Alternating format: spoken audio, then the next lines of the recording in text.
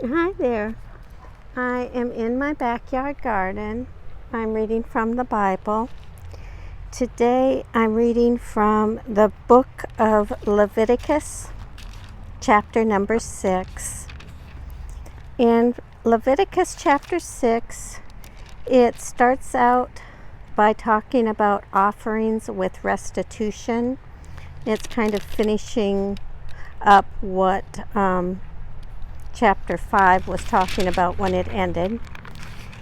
And then it goes on to talk about instructions concerning sacrifices. But before I get started, I want to talk just a little bit about what I'm showing you in the video today. Today I'm showing you the Chinese pistache tree against the blue sky. This tree has beautiful bark. It's one of the trees in our backyard garden. Okay, enough about the garden. Back to Bible reading.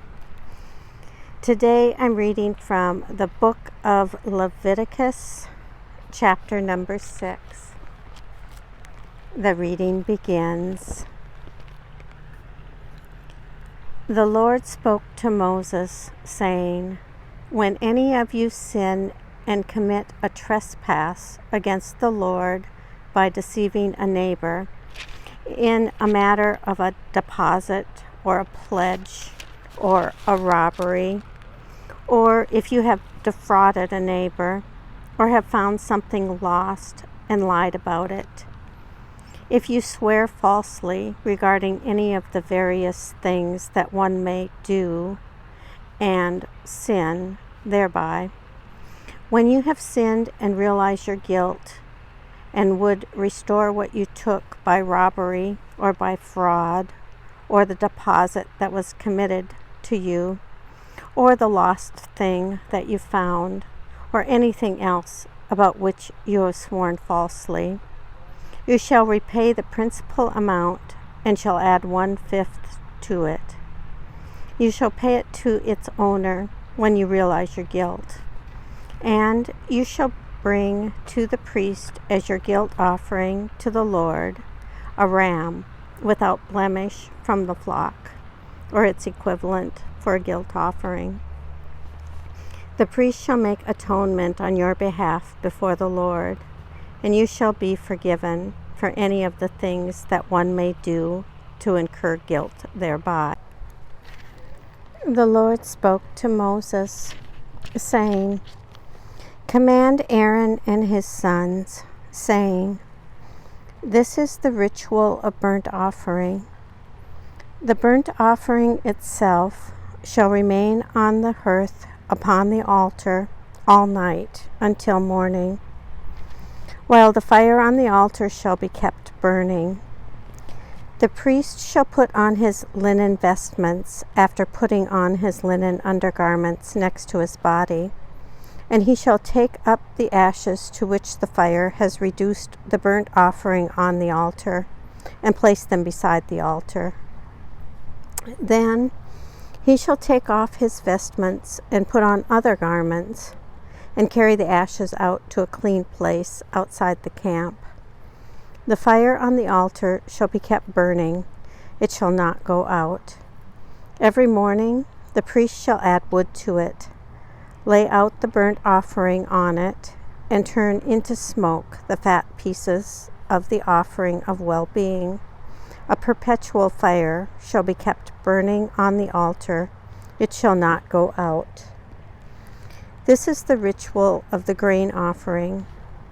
The sons of Aaron shall offer it before the Lord, in front of the altar.